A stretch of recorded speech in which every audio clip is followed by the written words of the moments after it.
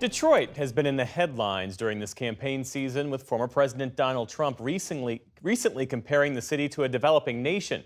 But Detroit is increasingly known for its creativity, and one couple is using the arts to turn around an entire neighborhood.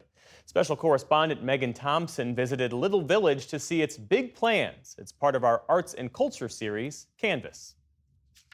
We have McClellan and Kercheval, famous intersection. There was a bank right here. Dolores Orr has lived for more than 70 years in the East Village neighborhood of Detroit. We had the drugstore on the corner. Then right here, the bakery, Bluebird Bakery. They baked all the best bread in the world. I can't even tell you how much of a change I've seen.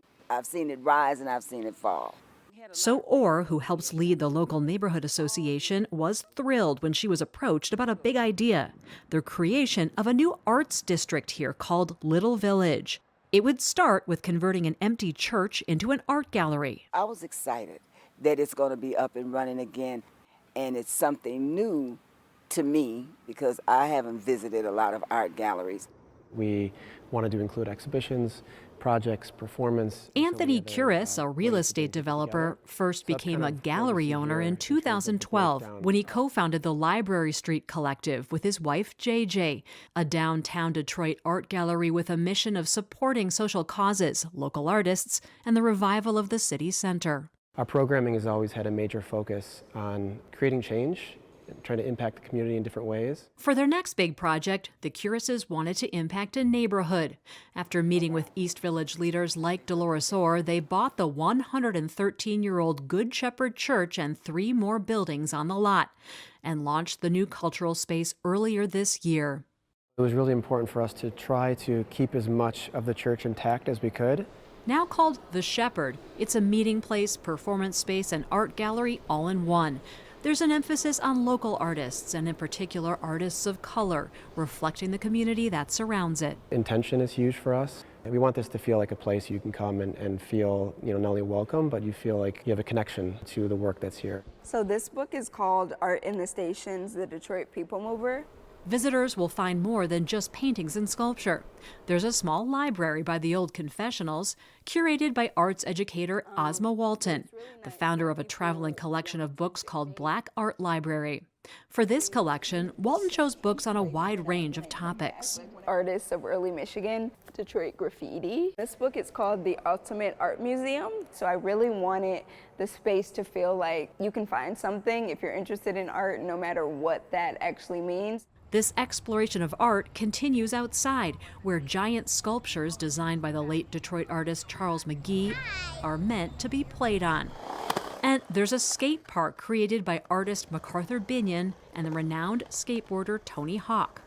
You might be skating on that park and not even know that it's really a sculpture. The idea was to really turn this idea of public sculpture being this very exclusive thing that's meant to not be touched. We really wanted this to be accessible. When other arts groups saw this transformation, they wanted to be in the neighborhood too. So Curis bought that old Bluebird Bakery building down the street and opened a new space earlier this year called Lantern. It's now home to 2 nonprofits, one preserving traditional letterpress printing, the other for artists with developmental disabilities. Upstairs, there are artist studios. Most of these are referenced from bouquets. Paul Verdell was living in Toledo, Ohio, when Anthony Curis offered to represent him at his downtown Detroit gallery. He sold me on Detroit. I was trying to figure out a city to be my next move. Since moving here 3 years ago, Verdell has pivoted from figurative drawings to more abstract work. He says the affordable rent and gallery support gave him the freedom to do it. I can really just think about my creativity. Verdell also lives close by. The Curises have rehabbed more than 20 residential properties in the area and rent them at below market rates, several to artists like Verdell, who says he's seen a big change in the neighborhood since moving in. People, there's a lot of people. And there will likely be even more. The Shepherd's old rectory is now an art-filled bed and breakfast. Coming soon nearby, a cocktail bar, pastry shop, and more art spaces and galleries. And the Curises are transforming a large property on the Detroit River into Stanton Yards, a waterfront park, offices, and restaurant to open in 2027. In total, more than 16 acres of green space and 17 cultural and commercial buildings across 10 city blocks. And if you build it, they will come. Rochelle Riley is the Director of Arts and Culture for the City of Detroit. She says Little Village is one of the largest projects of its kind the city has seen in recent years. We are on a mission to revitalize the city using arts as catalysts. I want people from around the country to come and see, oh, look at what they did in Detroit. We should do something like that here. But more than that, I want people here to say, oh, look what we've got here, and enjoy it. But we have so many people in the building here, 99% African Americans. Dolores Orr says the Curises have made it clear everyone is welcome to enjoy the new modern art spaces, but she believes some of the longtime lower-income residents are hesitant.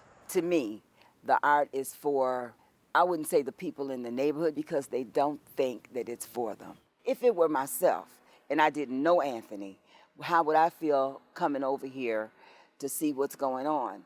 I don't know if I would, because I'm not in the same class, I would say. Orr wants to help change that mindset because she believes projects like this are making the East Village rise again. It's as if East Village has been forgotten, and then you have Anthony and other developers that came in and said, hey, we haven't forgot. We're here to help. That one right there is my favorite statue. The neighborhood kids have not hesitated to come explore. 9-year-old Aiden Curtis and his 5-year-old sister Demia live in that building next door. Aiden says he likes to come over here to play and enjoy the art. Had you ever seen art like this before? No, never in my life, but now I do. I say it's beautiful. Beautiful. When Aiden looks up at these giant sculptures, he imagines butterflies. It's basically like when you have a butterfly and you just letting it go like this. That's one thing I love about nature, butterflies. It just brings me joy. That's what it does, brings me joy. For the PBS NewsHour, I'm Megan Thompson in Detroit.